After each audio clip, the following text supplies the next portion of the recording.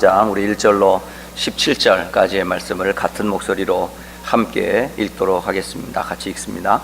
그러므로 너희가 그리스도와 함께 다시 살리심을 받았으면 위의 것을 찾으라. 거기는 그리스도께서 하나님 우편에 앉아 계시느니라. 위의 것을 생각하고 땅의 것을 생각하지 말라. 이는 너희가 죽었고 너희 생명이 그리스도와 함께 하나님 안에 감추어 있느니라. 우리 생명이신 그리스도께서 나타나실 그때에 너희도 그와 함께 영광 중에 나타나리라. 그러므로 땅에 있는 지체를 죽이라. 곧 음란과 부정과 사욕과 악한 정욕과 탐심이니 탐심은 우상 숭배니라. 이것들로 말미암아 하나님의 진노가 임하느니라. 너희도 전에 그 가운데 살 때에는 그 가운데서 행하였으나 이제는 너희가 이 모든 것을 벗어버리라. 곧 분함과 노여움과 악의와 비방과 너희 입에 부끄러운 말이라.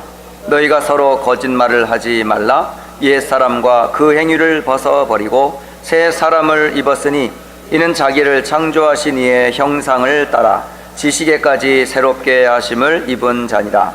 거기에는 헬라인이나 유대인이나 할레파나 무할레파나 야만인이나 스구디아인이나 종이나 자유인이 차별이 있을 수 없나니 오직 그리스도는 만유시요 만유 안에 계시니라.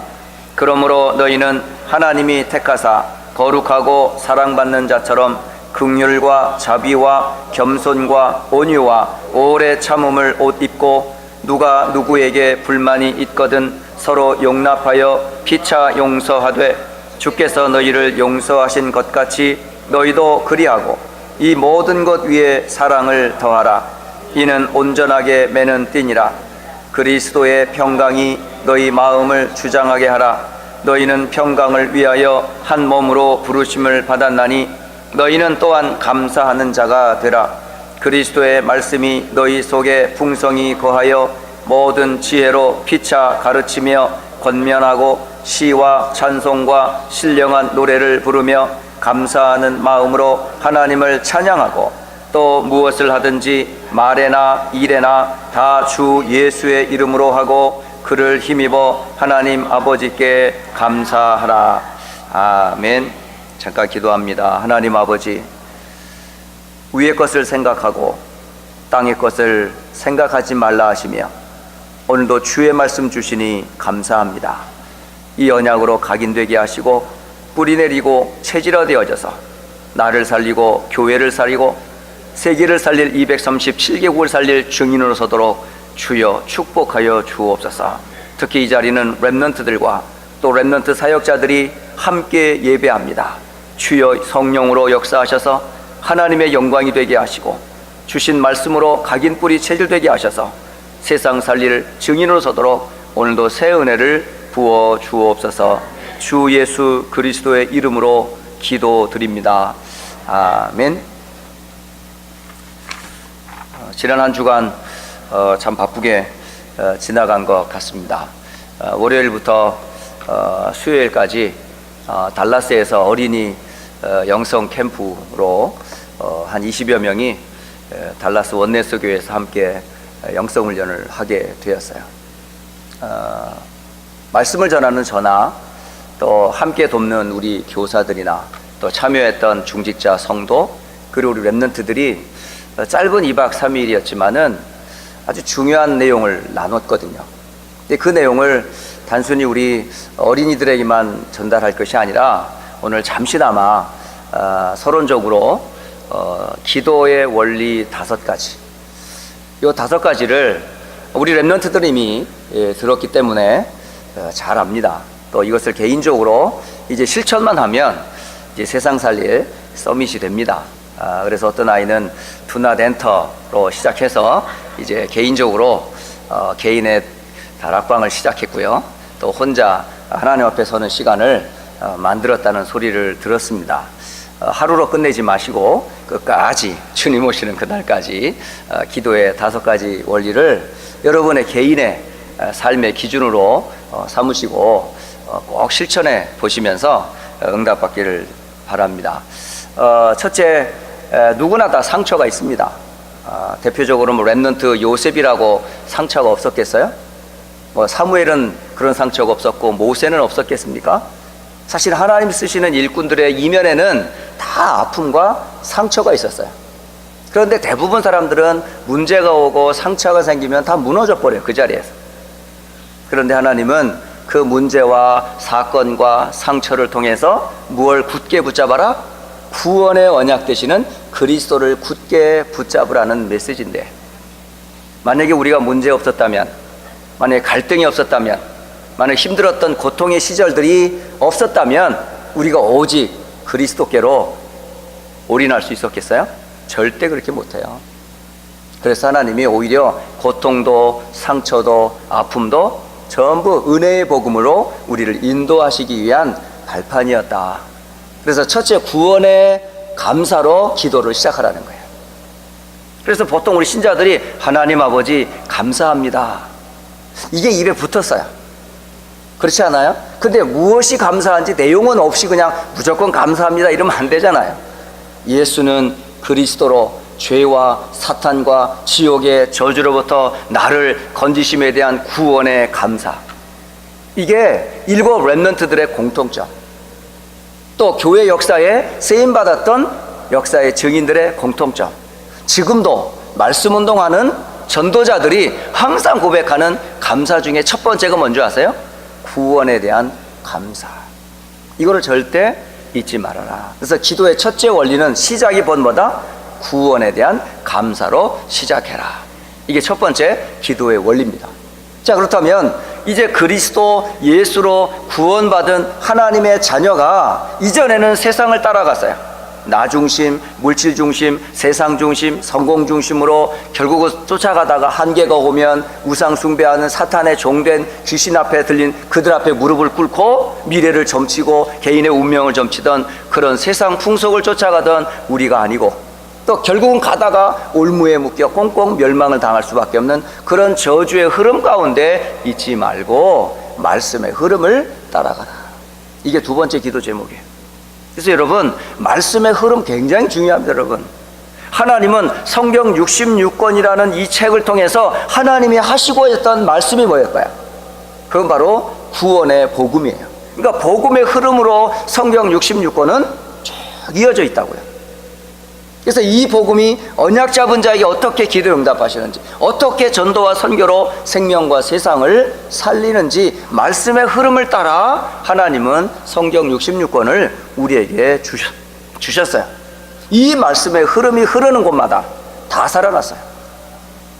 그래서 에스겔 47장 1절로 12절에 보니까 말씀에 흐르는 곳마다 다 소송했다, 번성했다, 생물이 살아나고 약초가 되어서 사람들이 다 살아나요. 생물이 살아나요. 동물들이 살아나요. 그런데 말씀의 흐름이 가지 않는 그곳은 개펄과 진펄이 돼서 다 썩어버려요.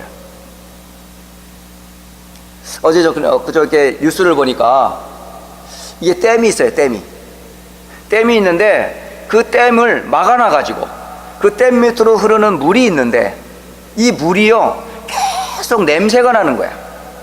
그리고 벌레가 생기고 물고기가 살지를 못해요.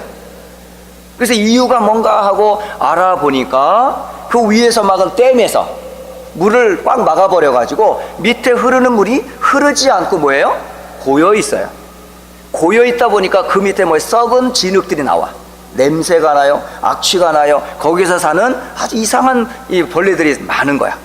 원인이 뭘까 하고 여러 댐을 조사해 봤어요. 그런데 어느 댐은 아주 물이 흐르지 않아가지고 고여있는 절절절 흐르는 그런 물인데, 어떤 때 수문을 확 열어놓고 물을 확 내보냈어요. 근데요, 흐르지 않는 물에는 개펄과 진펄이 가득 차 있는데 흐르는 물에는요 자갈이 많은 거예요. 차이가 뭘까요? 흐르는 물 속에 있던 앙금 같은 찌꺼기들이 샥샥 쓸어가는 거야.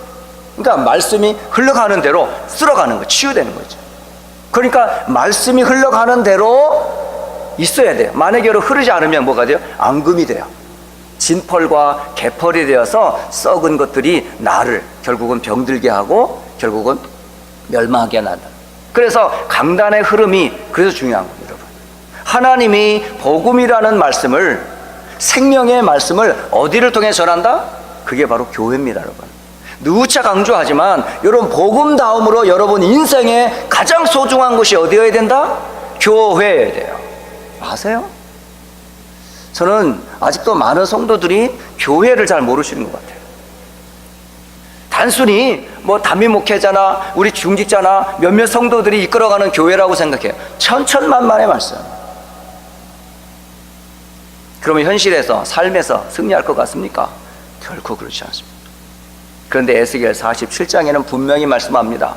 강단에서 흐르는 그 물이 흐르는 곳은 다 살아났어요.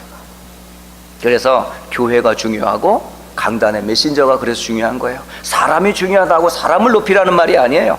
여러분이 살기 위해서는 말씀을 들어야 되고, 말씀을 전하는 메신저가 하나님 앞에서 다른 건 말하지 않고 오직 복음의 흐름과 전도, 선교의 흐름으로 메시지를 전달할 수 있도록. 그게 두 번째 기도 원리, 곧 말씀의 흐름을 따라가라. 그래서 강단의 말씀을 한 주간 내내 여러분 뭐죠?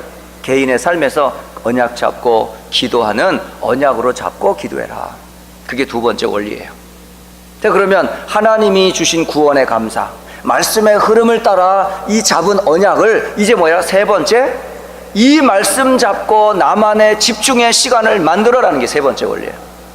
아무리 구원에 대한 감사가 있고 하나님의 말씀이 강물처럼 생물처럼 흐른다 할지라도 이 말씀이 나에게 머무는 시간이 없다면, 그 말씀을 묵상하는 나만의 머무름의 시간이 없다면, 그것을 곱씹는 시간이 없다면, 나의 것으로 머물러 주님을 바라보는 시간이 없다면 절대 거기서 힘이 나오질 않아요. 성도는 어디서 힘이 나오는 줄 아세요? 말씀에서 오는 은혜 가운데 거할 때 그 오는 확신이 생겨요. 그때 나오는 힘이 진짜 힘이에요. 세상의 힘은 가짜 힘입니다. 그거는요, 건들면 깨지는 겁니다. 그러나 말씀은 우리를 강하게 하고 견고하게 하고 흔들리지 아니하게 해요. 그래서 성도나 렘넌트는 반드시 어디 안에 거해라? 말씀 안에 거하는데, 그 말씀이 터가 내리고 뿌리가 내려 견고하여 흔들리지 않도록 나만의 집중의 시간을 만들어라는 거죠. 그래서 렘넌트들이 가르쳤어요.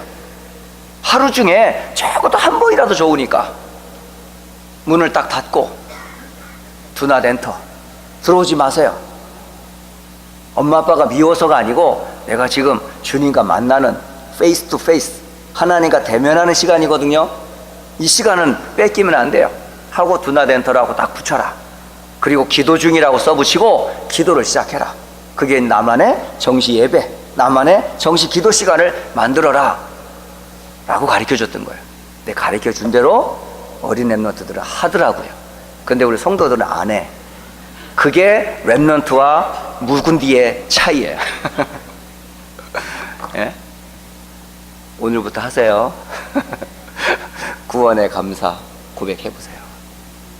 강단의 말씀의 흐름 여러분 놓치지 마세요.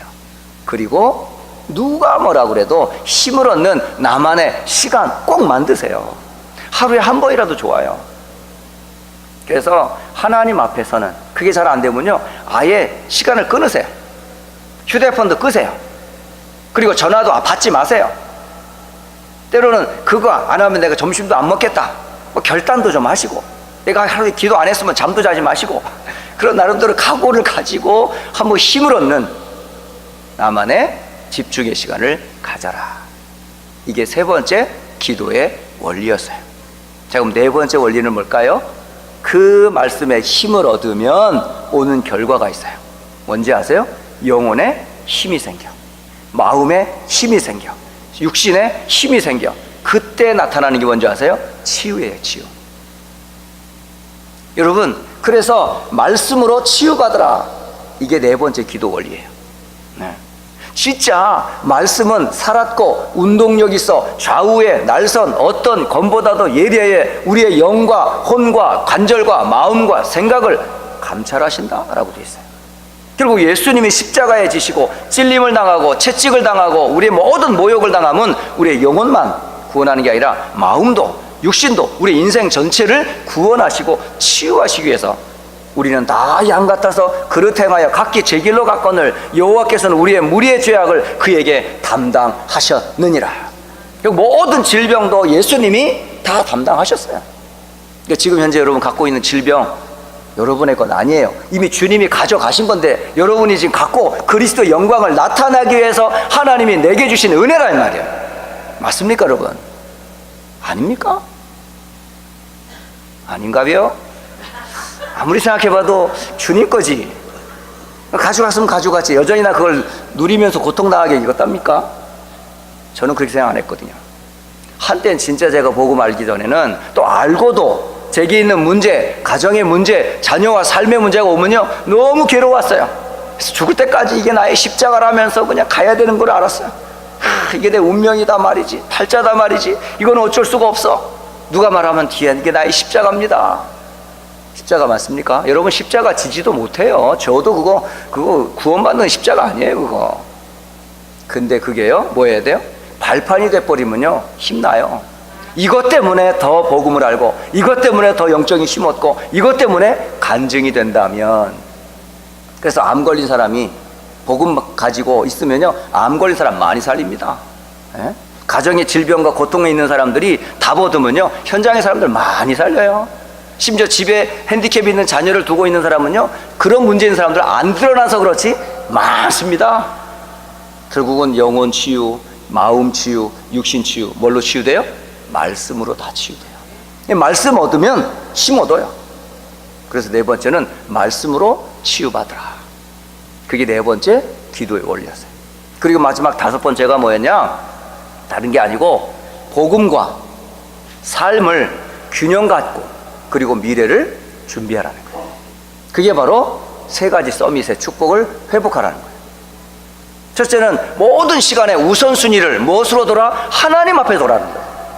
예배도 우선순위로 끊고 모든 삶의 우선순위를 나 중심이 아니라 하나님 중심으로, 인간 중심이 아니라 하나님의 복음과 교회 중심으로 여러분의 우선순위를 바꾸세요. 영적 서밋들의 공통점이 뭔지 아세요? 나보다는 하나님이었다니까요. 개인보다는 교회와 하나님 나라였다니까요. 이런 영적 서밋의 공통점이 뭐냐면 전부 하나같이 우선순위가 분명했어요. 그리고 하나님 주신 각자에게 주신 달란트들을 개발하는 일에 많은 노력을 했다니까요. 결국 그 돌맷돌 하나 가지고 골리앗을 쳐부치고 결국은 문화의 흐름을 바꾸는 문화 서밋으로 섰어요. 이게 뭐죠? 삶과 복음이 균형을 잡힌 렘넌트의 모습이에요. 그래서 우리 모든 렘넌트들은, 또 우리 성도들은 다섯 가지 원리를 꼭 기억하세요. 이게요 매일마다 나만의 뭐가 되도록? 습관이 되도록, 체질이 되도록 개인화하는 시간을 꼭 만들어 보세요. 이게 안 되면 어떻게 되는 줄 아세요? 자꾸 혼란스러워. 6월 한 달 동안에 골로새서를 통해서 주시고자 하는 메시지가 뭘까요?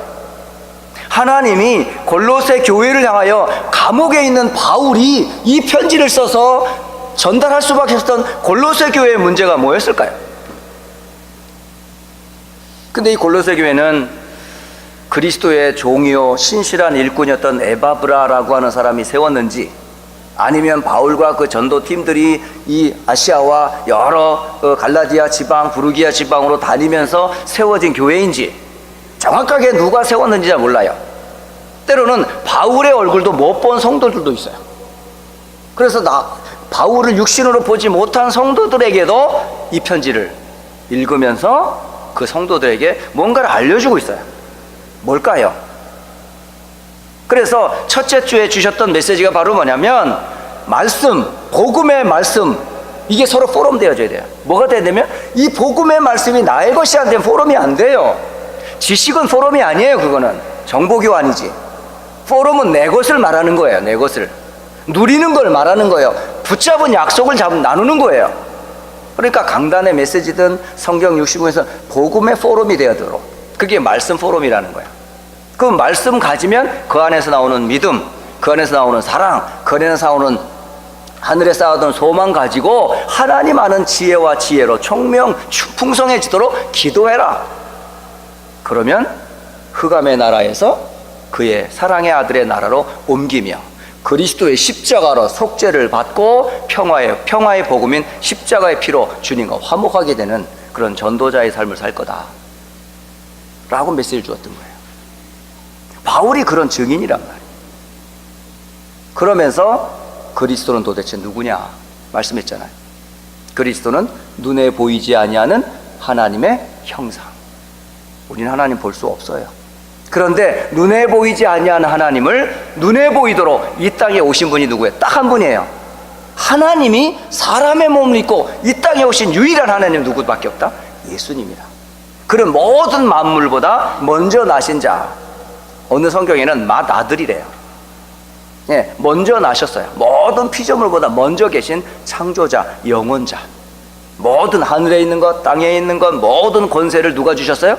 주님이 주시고, 또 그를 위해 창조되었고, 심지어는 교회의 머리가 누구다? 바로 그리스도시다. 이걸 얼마나 확실하게 말했는지 몰라요. 그러니까 그리스도의 복음과 이 말, 복음 안에서 나오는 기도와 복음 안에서 나오는 이 삶의 증거가 전도로 포럼이 되도록 골로새 1장은 그것을 전달해 줘요. 그리고 골로새 2장은 그 안에 모든 지혜, 지식, 보화가 감추어져 있느니라. 이걸로 완전 답이 나야 된단 말이에요. 그러니까 골로새 2장은 완전 그리스도로 결론 충분하다는 걸 말해주는 거예요. 사단이 자꾸 다른 걸 가리켜. 율법을 통해서 모세 율법과 그리스도가 짬뽕이 되어서 섞여야 구원을 받는다고 생각해요. 아니요. 세상의 지식과 철학이 논리적인 것 같이 보이고 굉장히 우리한테 듣기 좋은 소리 같이 보이지만은 그 지식과 철학은 세상의 초등학문으로 사람의 유전과 전통을 따르는 것이지 그리스도를 따르는 것이 아니다. 그러면서 오직 그리스도로 충분하다. 그래, 거짓 경건, 우상 숭배, 천사 숭배, 금욕주의, 이걸 다 속지 마라. 그리스도로 충분하다. 더 이상 필요치 않다. 구원 얻는 데는 더 이상 필요치 않다 라고 말씀하는 거예요. 그러니까 교사가 이 결론이 나야 되고, 부모가 이것 가지고 우리 아이들을 위해 기도하고, 우리 교회가 정말 오직 다른 게 필요 없어요. 휴스턴 안디옥 교회는 저는 아무리 생각해봐도, 제가 섬기고 여러분을 대하고 우리 후대들을 대하면서 우리 휴스턴 안디옥 교회에 가장 필요한 게 뭐냐? 지식도 아니고 철학도 아니고 세상의 어떤 것이 아니라 오직 안디옥 교회는 하나만 있으면 충분해요. 제가 그게 느껴요. 그리스도 말고 딴 말 하지 말아주세요. 이게 성도들의 소리야. 목사님 제발 딴 유식한 설교하지 마시고 오직 그리스도만 말해주세요. 가깝게 제 있는 옆에 있는 분이 늘 얘기해요. 당신은 복음만 말할 때 제일 멋있어 이래. 근데 딴 거 말하면 짜증나 막 이러는 거야. 좀 그렇게 생각해. 저도 힘들어. 이것저것 막 주워가지고 막 만들어서 막 이 설교하려면요 골 때려요. 아주 머리 아파요. 근데 그리스도를 말할 때는요 막 힘이 나요. 막 진짜 이제 강단에만 서잖아요. 제가 아니에요. 하나님의 영이 감동되어 그리스도만 말하도록 주님이 강권적으로 붙잡으시는 것 같아요. 지난주 금요일 날인가요? 기도 수첩에 메신저는 어떤 사람이다? 말씀에 사로잡힌 자다. 목회자만 말씀에 사로잡히면 됩니까? 부모가 말씀에 사로잡혀야죠. 교사가 말씀에 사로잡혀야죠. 구역장들이 말씀에 사로잡혀야, 심지어 우리 렘넌트들이 말씀에 사로잡힐 때 시대를 바꾼다니까. 그럼 어떤 말씀이어야 돼요? 복음의 말씀, 전도와 선교의 말씀으로 교회의 흐름을 따라가는 그 말씀 따라가는 자들이 메신저다, 이렇게 싶거든요. 그게 골로새서 2장의 말씀이에요. 그럼 골로새서 3장은 뭘까요? 골로새 3장은 잘 보세요. 골로새 3장은 보면 땅의 것과 하늘의 것을 설명해요. 다시 말하면 완전 복음인데도 불구하고 그리스도로 충분함에도 불구하고 아직도 땅의 것에 연연하는 사람들이 있단 말이에요. 땅의 것을 가지고 지금도 속고 있는 사람들이 있단 말이에요. 그러면 땅의 것이 뭔데요? 그게 육체의 일이라 라는 표현으로 설명을 해요. 그게 골로새서 3장에 보면 5절에 이렇게 말씀하시잖아요. 땅에 있는 지체를, 이거 뭐예요? 죽이라고 되어 있단 말이에요. 곧 음란과 부정과 사욕과 악한 정욕과 탐심이니 탐심은 우상 숭배니라. 그리고 8절에 이제는 너희가 이 모든 것을 벗어버리라. 곧 분함과 노여움과 악의와 비방과 너희 입에 부끄러운 말이라. 9절 너희가 서로 거짓말을 하지 말라. 옛사람과 그 행위를 벗어버려라. 이렇게 말씀하세요. 결국 땅의 것은 결국 뭐죠? 고통밖에 안 남아요. 개인에게, 가정에, 자녀의, 경제의, 삶의 땅의 것은 하나밖에 없어요. 고통밖에 없어요. 그 고통을 벗어버리는 것은 뭐지요? 하늘의 것을 바라보라는 거예요. 땅의 것에 연연하지 말고 하늘에서 오신 주를 바라보라는 거예요. 거기로부터 주 예수 그리스도가 계시기 때문에 우리의 소망은 누구밖에 없다? 그리스도만 바라보라는 거예요. 그리스도는 도대체 누군데요? 왜 그리스도가 이 땅에 오셨습니까? 오셔서 그분이 하신 일이 뭐죠? 온 결과로 어떤 우리의 결과가 주어졌죠? 그리스도라는 말은 보통 말이 아닙니다, 여러분. 여러분의 입에서 그리스도라는 말을 늘 고백하세요. 그리스도는 3저주를 무너뜨리는 답이에요. 3저주가 뭔데요? 사탄의 권세를 깨뜨리는 왕, 십자가에 흘린 피로 모든 원죄의 문제가 해결, 그리고 지옥과 죽음의 권세가 무너지는 3저주. 그 문제를 해결하신 이가 누구다? 그리스도란 말이죠. 그 그리스도께서 오셔서 하신 일이 뭐죠? 십자가에 죽으셨단 말이에요. 그 죽으심으로 인해서 옛사람이 다 죽었단 말이에요.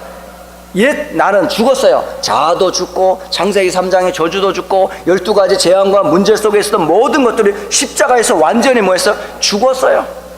주님 말씀하시고 다 끝냈다 그랬단 말이에요. 더 이상 우리를 정죄하거나 우리를 판단하거나 우리가 사탄의 어떤 고소 앞에 우리가 당당할 수 있고 옳게 설 수 있는 의의가 어디서 오냐? 십자가의 거룩한 피로 우리가 죄 용서를 받았단 말이에요.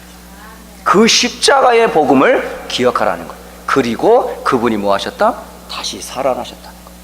부활하셔서 우리를 구원하시고 하나님 나라 계신 거기에 계신 주를 뭐죠? 생각하라는 거예요. 이게 골로새서 3장에서 우리에게 아주 강력하게 주는 메시지입니다. 속지 마세요, 사단에게.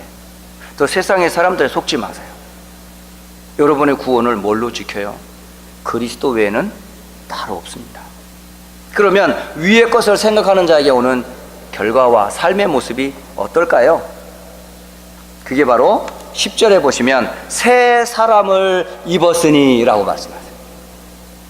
바로 하늘의 것으로 새 사람을 입은 여러분, 땅의 것을 입은 옛사람이 아니고 썩어지고 없어지고 폐해질 것으로 입은 것이 아니라 그리스도의 피로 새로운 피조물 된 여러분은 어떻게 되셨어요? 자기를 창조하신 이의 형상을 따랐다고 되어 있어요. 여러분이 어떤 형상을 갖고 있는지 아세요? 저와 여러분을 창조하신 창조주의 형상, 보이지 아니한 하나님의 형상, 곧 그리스도의 형상으로 우리가 뭐냐? 새 입혀졌단 말이에요. 새로운 피조물이 되었단 말이죠. 그러니 지식에까지 새롭게 하심을 입은 자니라.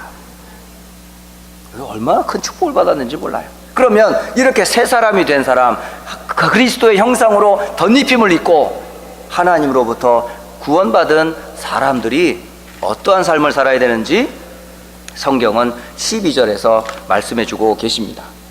그러므로 너희는 하나님이 택하사라고 되어 있어요. 저와 여러분은 하나님이 택한 자예요. 그 택함은 어디서부터? 성경은 창세 전부터 우리의 택함을 예정하셨다가 하나님의 때가 참에 전도자와 교회를 세워 복음을 듣게 하시고 그 복음을 받게 되었다는 사실, 그리고 거룩하고 사랑받는 자처럼 우린 죄인 되었었는데 하나님 죄 없다 그리스도의 피로 우리를 깨끗게 하셨어요. 그리고 하나님의 사랑받는 자처럼 자녀로 우리를 삼아 주셨단 말이에요. 그리고 긍휼과 자비와 겸손과 온유와 오래 참음을 옷 입은 새 사람. 아시겠죠? 이게 바로 뭐예요? 성령의 열매를 표현하는 거예요. 성령께서 덧입혀준 옷을 입은 사람들, 세상에 썩어진 더러운 옷과 같은 그런 옷을 옛사람이 아니고 그리스도의 의로 덧입히고 성령으로 덧입힌 여러분들, 얼마나 큰 은혜를 받았는지 몰라요. 심지어 13절에 보면 누가 누구에게 불만이 있거든. 왜 불만이 없겠어요? 우리 입에서 열리면 그냥 뭐가 잘못했니? 네 탓이니? 누구 탓이니? 왜 이러니? 저러니? 불평, 불만이 우리 습관이 돼 있잖아요. 물맛이 왜 이래? 얼굴이 왜 저렇게 생겼어? 뭐 이렇게 더워? 짜증나? 온도 좀 낮추지 뭐. 저는 광야 지나가면서 200만 되는 그 수많은 그 이스라엘 사람들이 광야를 지나가면서 불평, 불만을 얼마나 했을까? 하여간 모세가 진짜 늘 주님 안 바라보면 절대 이끌어가지 못했을 거야. 불평과 불만이 10번이나 거역하니까 계속. 근데 우리 안디옥 교회는 그런 성도들이 없어요. 참 감사해요. 어쨌든 불만이 있거든 서로 뭐해라? 용납하여 피차 용서하되 주께서 너희를 용서하신 것 같이 너희도 그러해라. 여러분, 미워할 사람 없어요. 여러분, 아직도 교회 안에 미운 사람 있습니까? 전 없어요. 전 동네 북이에요. 이리 쳐도 띵, 저리 쳐도 띵, 울리는 꽹가리 그냥. 괜찮아요. 뭐 소리만 내면 되지 뭐. 대신 제가 할 말 하나밖에 없어요. 오직 복음만. 그래서 복음만 더 말하면 돼요. 서로 용서해라. 복음 안에 있는데 뭐가 문제가 됩니까? 문제 없어요, 우리 교회는. 저도 문제 없고 여러분도 문제 없어요. 그리고 이 모든 것 위에 사랑을 더하라. 이는 온전하게 매는 띠니라. 우리를 하나 되게 만드는 게 결국 사랑이래요. 서로가 그리스도 안에서 받은 사랑을 함께 나누세요. 주의 은혜가 여러분에게 이미 임했잖아요. 또한 15절에 보니까 그리스도의 평강이 너희의 마음을 주장하게 해라. 여러분의 마음과 생각을 뭘로 주장하게 해야 돼요? 여러분 자신, 물질, 사단, 세상이 그것을 여러분 마음과 생각을 빼앗겨 버리면요, 옛사람의 체질 나와요. 그런데 그리스도의 평강으로 여러분을 마음과 생각을 지키면 뭐가 돼요?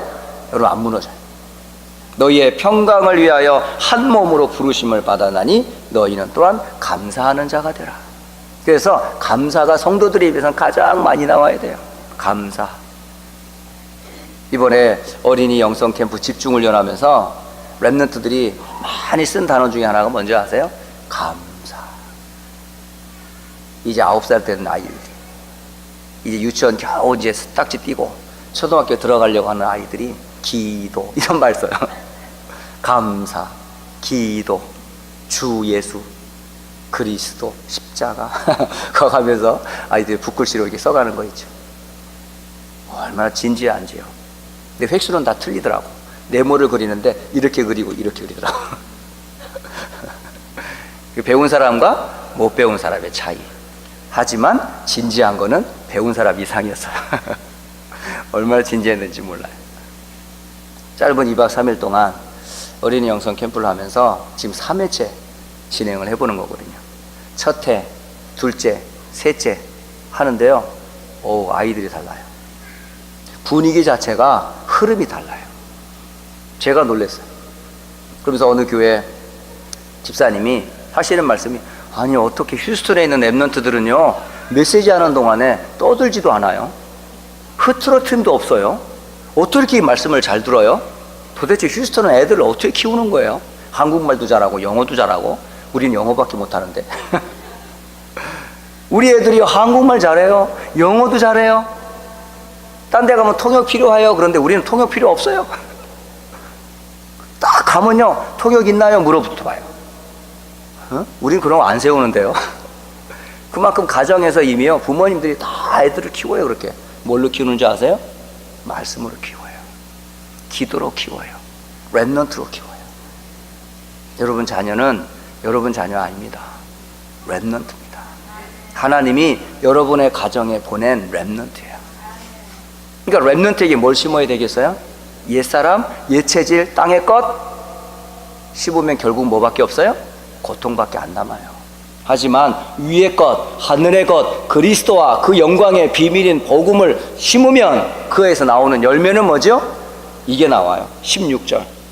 굉장히 중요한 말씀입니다. 제가 사실은 이걸 요절로 삼고 싶었어요. 1장 16절, 3장 16절 같이 읽어보겠습니다. 시작. 그리스도의 말씀이 너희 속에 풍성히 거하여 모든 지혜로 피차 가르치며 권면하고 시와 찬송과 신령한 노래를 부르며 감사하는 마음으로 하나님을 찬양하고. 아멘. 그리스도의 말씀으로 너희를 풍성하게 하라라고 되어 있어요. 그리스도와 그 말씀이 여러분이 풍성해질 때 어떤 무엇이 나와요? 지혜가 그 안에서 나와요. 그리고 그 안에서 무엇을 가르쳐야 될지 교육의 내용이 나와요. 그 가르침에 따라 서로 사람 위로할 수 있는 권면의 내용도 거기서 나오는 거예요. 그리고 거기서 나오는 시, 여기서 말하는 시편을 말해요. 우리 렘넌트들에게 시를 지으라고 했거든요. 좋으신 하나님, 좋으신 하나님, 참 좋으신 나의 하나님. 이 악보를 주고 나의 신앙 고백으로 한번 그려봐라 했더니요, 애들이요 그 가사를 만드는 거야. 야, 3절까지 만들었더라고요. 같이 불렀어요. 나중에 우리 렘넌트들 중에 그 부른 거 한번 물어보세요. 결국은 시편이 뭐예요? 말씀으로 시를 지은 거예요. 말씀의 고백이 시로 기록된 거예요. 그러면 거기에 따라오면 뭐죠? 찬송이 나오고, 그 가사를 근거로 뭘 만들어요? 곡을 만들잖아요. 그러면 그 곡을 만든 걸 뭐죠? 여러 사람이 함께 부르게 되면 그게 신령한 곡조가 되는 거예요. 우리 교회에서도 좀 그런 곡이 많이 나왔으면 좋겠어. 유 목사님의 그 그린 그 곡만 맨날 부를 게 아니라 우리 교회 안에서도 저 이렇게 음악성이 있는 분들 저기 계시네. 저기 계신 분 좀 이렇게 그 피아노만 잘 치지 말고 거기 이렇게 이렇게 저 가사도 좀 붙여서 교회 안에서 좀 같이 부를 수 있는 휴스턴 안디옥가 뭐 그런 거 안 나올까? 렘넌트가 뭐 주일학교송 뭐 이런 거 안 나올까? 계속 불려지면 우리의 고백이고 우리의 찬송이고 우리의 휴스턴 안디옥의 분위기가 되지 않겠어요? 그러면 그리스도의 풍성함이 함께 복음 안에서 나온다면 얼마나 좋겠습니까? 결론적으로 17절에 무엇을 하든지 말에나 일에나 다 주 예수의 이름으로 하고 그를 힘입어 하나님 아버지께 감사하라. 감사밖에는 결론이 없어요. 구원에 대한 감사로 시작해서 사는 날 동안 우리가 받은 은혜가 얼마나 큰데, 결국은 하나님 나라에서는 결국 그 위에 가면 뭐밖에 없을까? 이런 내가 천국에 온 거 진짜 감사하지 않을까요? 믿겨지지 않을 거예요. 받은 구원도 너무 감사한데 하나님 나라에 내가 있는 게 이게 믿어지지 않는 거야.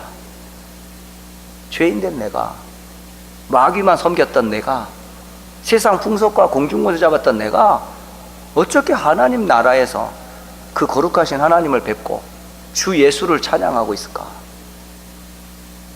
결국 위에는 하나밖에 없다. 감사. 그게 찬양으로, 감사로 고백이 될 테니까요. 이번 한 주간 동안 여러분 골로새서를 다시 한번 쭉 묵상해 보세요.